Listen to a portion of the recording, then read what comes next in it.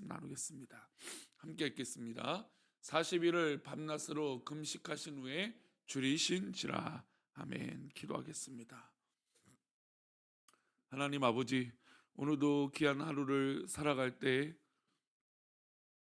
대속해 주신 주님의 은혜가 우리 가운데 있게 하여 주시고, 우리가 다른 것 붙들지 아니하고 오직 주님의 사랑만 붙들게 하여 주시고, 주님의 말씀만 붙잡게 하시고 주님의 은혜 속에만 있도록 복을 내려 주옵소서. 오늘도 귀한 믿음의 백성들 이 추위 가운데도 주 앞에 기도하러 나왔습니다. 우리의 기도의 소원들을 아시오니 우리의 기도를 들어주시고 주의 놀라운 은혜로 우리와 함께하여 주옵소서. 이 시간에 1,000번대로 드려진 예물들이 있습니다. 또 범사에 감사하여 드려지는 예물을 기뻐 받아주시고 주의 놀라운 은혜로 동행하여 주옵소서. 말씀을 나눌 때 함께 하실 것을 믿사옵고 거룩하신 예수 그리스도 이름으로 기도 올리옵나이다. 아멘.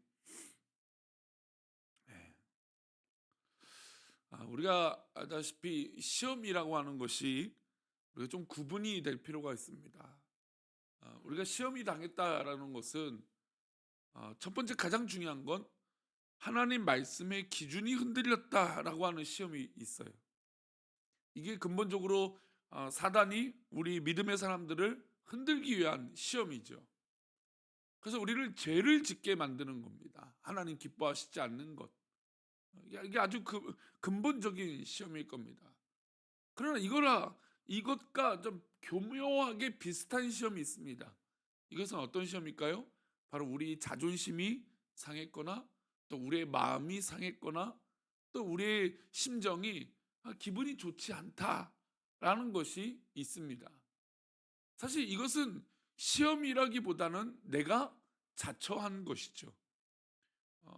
그러니까 뭐 이 자처라고 하는 것을 충분히 우리가 컨트롤할 수 있다. 그러니까 즉 내가 이 기분을 좋게 생각할 수도 있고 내가 이것을 꼭 나쁘게만 받아들이지 않아도 된다라고 하는 측면인 것이죠.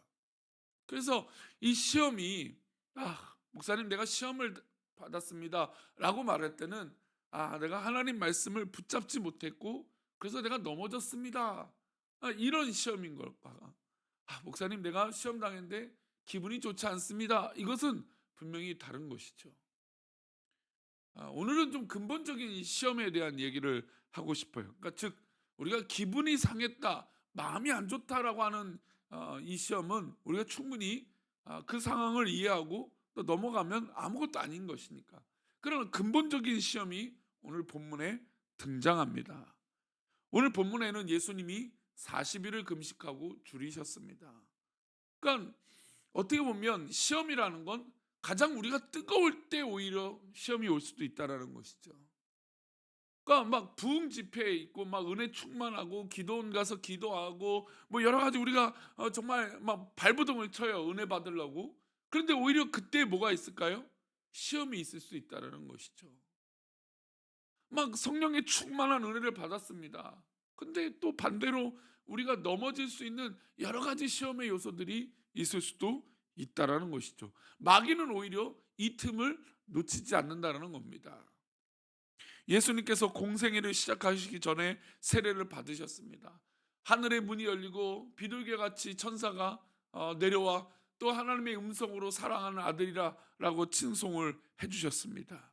그러고 나서 예수님이 이 공생애 전에 정말 철저하게 무릎을 꿇고 기도하는 시간을 가졌던 것이죠. 40일 동안 굶주린다는 건 너무너무 예수님조차도 힘들고 어려운 일이었습니다. 그런데 이 기도가 끝난 후에 사탄이 예수님께 나와서 시험을 하는 것이죠. 우리 2절과 3절입니다. 함께 읽겠습니다. 40일을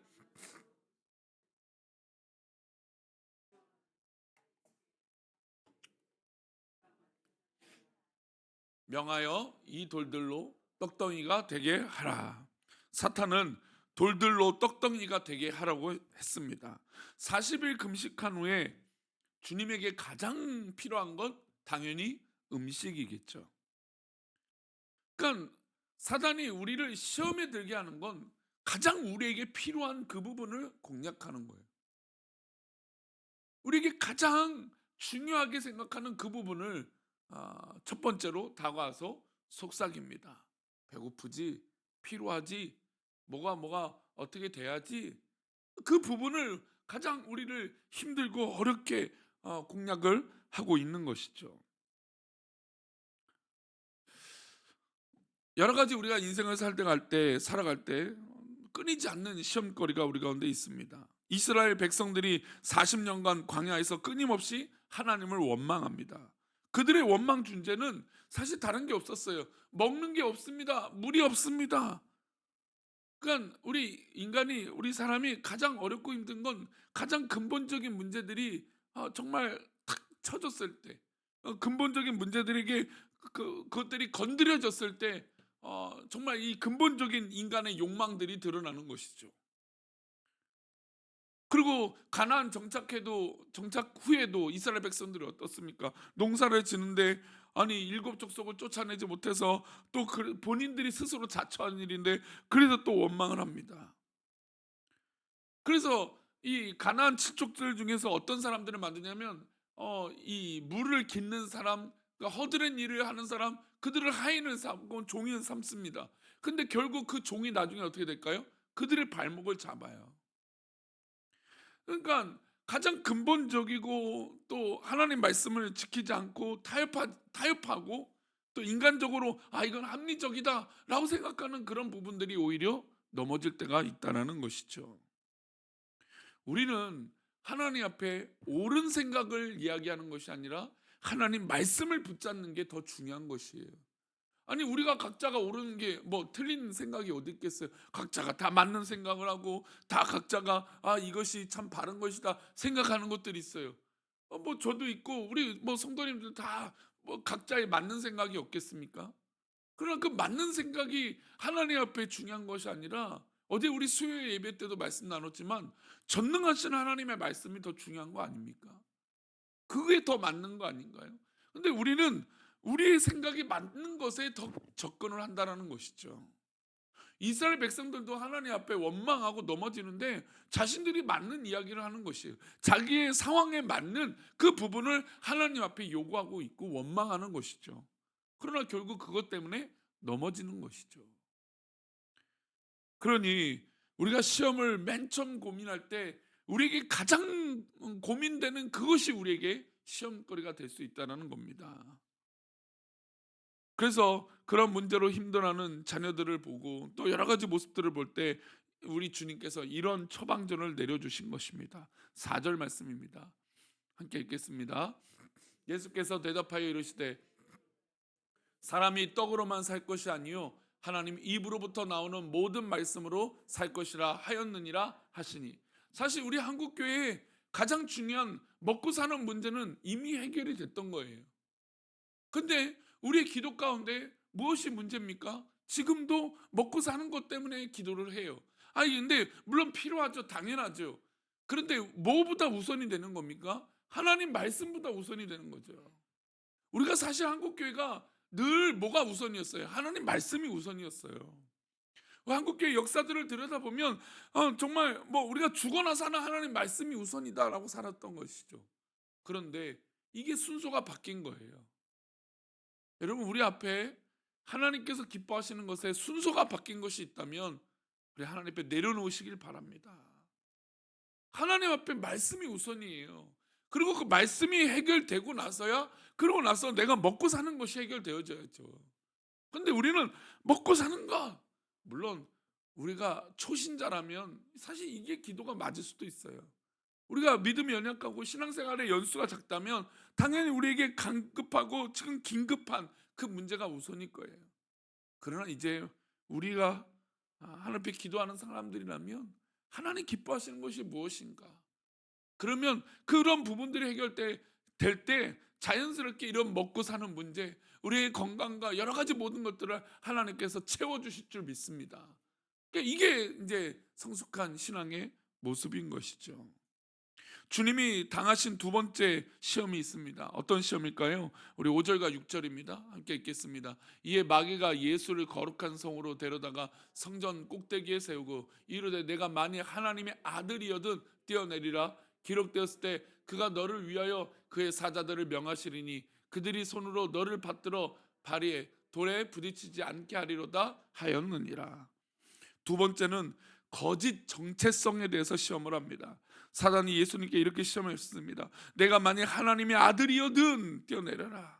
그러니까 말을 바꾸면 네가 진짜 하나님의 아들이냐? 그러면 이곳에서 뛰어내려라. 그럼 다치지 않을 거 아니냐? 당연하지 않냐?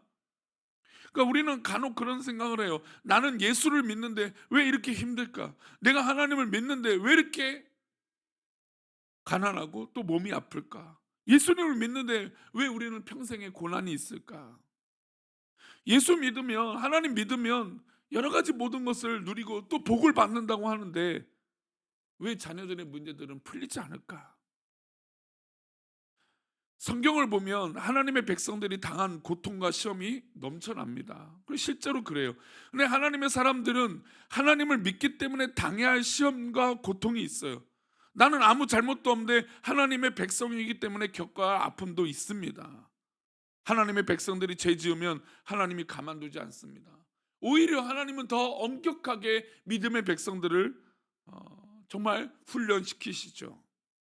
그를 하나님 앞에 불러내기 위해서 혼내고 때로는 하나님께서 채찍질을 우리 가운데 하실 때도 있습니다. 가만히 보면 예수님의 제자들 중에 편안한 죽음을 맞이한 사람은 단 한 사람도 없습니다. 사도 바울 뒤늦게 난자도 순교했습니다. 선을 행함으로 고난받는 자가 어떻습니까? 하나님의 백성이에요. 하나님의 백성들은 어떻게 보면 고난받고 시험 당하는 것이 하나님 말씀 지키니까 오히려 그것이 당연할 수도 있는 것입니다. 그런데 우리는 제가 서론에 말씀드린 대로 내가 자존심이 상하고 내가 옳은 것이 관찰되지 않았기 때문에 시험 든 것 같고 하나님 앞에 나아가는 거예요. 근데 그게 과연 옳은 것일까요? 하나님 보실 때 우리의 정체성이 과연 어디 있냐 이거죠. 우리는 당연히 고난받는 게 당연한 것일 수도 있어요. 보세요. 우리가 송구영 신님일 때도 시편의 말씀 13편 말씀을 묵상했지만 악인은 그냥 있어도 평안하고 막 잘 되는 것처럼 보여요. 우리는 막 기도하고 열심히 이렇게 새벽에 나오도 기도하는데 오히려 우리 가운데 고난과 어려운 일이 있을 수도 있다는 것이죠. 그러나 우리 믿음의 백성들은 그게 정체성인 거예요. 그래서 7절에 우리 예수님께서 이렇게 말씀하세요. 예수께서 이르시되 또 기록되었을 때 주 너의 하나님을 시험하지 말라 하였느니라 하시니라. 앞으로 그런 생각이 들면 여러분 내가 과연 뭐지? 내가 믿음의 사람으로서 뭐지? 과연 내 정체성은 뭐지? 과연 내가 어떻게 살아야지? 그런 질문이 나에게 왔을 때 여러분 이렇게 단호하게 선언하십시오. 하나님을 시험하지 말라. 믿음의 백성들을 시험하지 말라. 믿음의 백성들의 정체성을 선을 행함으로 고난받는 것이니 고난을 부끄러워하지 않고 직면해 나가자. 여러분 그러면 사탄이 떠나가게 될 줄 믿습니다. 주님께서 당하신 세 번째 시험이 있습니다. 우리 8절과 9절인데요. 이렇게 보겠습니다. 마귀가 또 그를 데리고 지극히 높은 산으로 가서 천하 만국과 그 영광을 보여 이르되 만일 내게 엎드려 경배하면 이 모든 것을 내게 주리라. 사실 우리 한국 사회가 이것에 우리의 영혼을 팔고 있죠.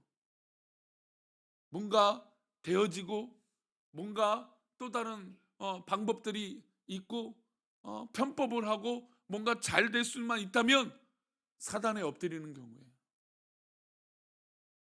제가 얼핏 요즘 안타까운 교회 한 교회가 있는데 거기 문제도 바로 이런 문제예요. 자기가 이미 산꼭대기에 올라가 있는 거예요. 마치 자기가 모든 영광을 다 인도하는 것처럼 착각하는 거죠. 한국 사회 사람들이요, 물질이 조금 있으면 내가 대단한 성공을 한 것처럼 보여요. 내가 어떤 학교를 들어가면 나는 저 사람보다 위대한 사람이라고 내 스스로를 영광과 존귀하게 만들어요. 즉 우리 자녀들이 왜 단절과 이 대화가 어려워지냐면 부모의 이 수고와 노력을 물려받은 자녀들이 자기들이 성공한 것이 당연한 것처럼 여기기 때문이에요. 그러니 좀 어렵고 힘든데 그것들을 풀어내고 대화하면 되는데 그 상대방의 입장을 조금 더 이해하지 않고 헤아리지 않아요. 그리고 나만 옳아요. 나만 맞아요.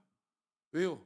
이미 자신들은 높은 산 꼭대기에 올라가 성공이란 것을, 영광이란 것을 가지고 있기 때문이죠. 사실 엄밀히 따진다면 이미 사단에게 지금 다 엎드리고 있는 것이죠. 물질의 우상 앞에 다 엎드리고 있는 것이고, 자신의 성공이라는 것에 다 엎드리고 있는 것이죠. 그러니 조금만 나에게 공격이 와도 막 자존심이 상한 거예요. 조금만 나에게 억울한 일이 있으면 막 참지 못하는 거예요. 너와 나만 아는 비밀로 하자. 사단이 속삭입니다. 야, 아무도 몰라. 그래 막 편법과 이런 것들을 강요하죠. 모든 것을 줄게. 얼마나 달콤합니까? 그리고 또 이렇게 속삭입니다. 한 번만 해봐. 한 번만. 그러면 마약은요, 한 번만 해도 망하는 거예요. 죄악을 저지르는 그 유혹은요, 한 번만 해도 엎드려지는 거죠. 한 사람에게 엎드리고 천하를 얻겠다. 아유, 얼마나 대단한 생각입니까? 그냥 엎드리기만 하면 천하를 얻는데. 하지만 하나님 기뻐하시지 않는 건다면 단언코 절대로 엎드려서는 안 되는 것이죠. 적어도 우리 기도, 새벽 기도를 깨우신 우리 성도님들, 우리에게 달콤한 유혹이 있거든. 여러분, 그 달콤함에 빠지지 않기를 축원합니다. 단호하게 이겨야 돼요. 단호하게 하나님 앞에 서 있어야 돼요. 이건 뭐 대단한 것도 아니에요. 당연한 것이에요. 그냥 하나님 말씀을 벗어난 것이 있다면 우리는 조금도 그것에 흔들리지 말아야 됩니다. 그래서 예수님이 이렇게 말씀하시죠. 10절입니다. 함께 읽겠습니다. 이에 예수께서 말씀하시되 사탄아 물러가라. 기록되었을 때 주 너희 하나님께 경배하고 다만 그를 섬기라 하였느니라. 다만은 오직이죠. 오직 우리가 섬기고 오직 우리가 엎드려야 될 대상은 우리 하나님밖에 없는 것이죠. 그래서 결국 우리의 마음이 힘들고 어려울 때 우리의 결론은 결국 하나님 앞에 엎드리는 거예요. 마음이 어렵고 힘들 때 결국 우리의 결론은 사탄아 물러가라. 그리고 우리 하나님만 경배하겠다. 이게 바로 우리의 결론이에요. 우리 교회가 앞으로 이런 문제들이 계속 일어날 겁니다. 아마 올해 안에 계속 이런 도전들이 있을 거예요. 왜냐하면 사단은 교회가 잘 되는 걸 뭐 두고 볼 수 없는 거니까. 당연히 우리를 또 흔들고 또 우리를 막 괴롭히게 할 거예요. 우리 그때 우리 명심합시다. 우리가 오직 경배할 건 하나님 말씀밖에 없습니다. 우리가 그렇게 엎드렸을 때 하나님 기뻐하시는 곳에서 결국 승리하는 우리 저와 또 이 새벽에 기도하는 믿음의 백성들 되시기를 축원합니다. 기도하겠습니다. 하나님, 사단은 오히려 이 틈을 놓치지 않을 것입니다. 사탄은 오히려 이것을 기회로 삼을 것입니다. 그러나 하나님, 우리가 인간의 달콤한 성공과 달콤한 어떤 자기의 높아짐에 하나님 그 교만에 빠지지 않게 하시고 우리가 정말로 하나님을 사랑하고 정말로 교회를 사랑하고 성도들을 사랑하는 뜨거운 믿음으로 우리가 서로 사랑하고 품고 기도하고 승리할 수 있도록 복을 내려 주옵소서. 잠깐의 자존심 상함은 오히려 합력하여 선을 이루게 되는 것인 줄 믿습니다. 잠깐의 나의 고난은 오히려 하나님 기뻐하시는 이 고난받는 것으로 인하여 열매 맺는 놀라운 은혜가 있게 될 줄 믿습니다. 하나님, 이 귀한 비밀을 우리가 놓치지 않게 하여 주셔서 하나님 기뻐하시는 자리에 늘 있을 수 있도록 복을 내려 주옵소서.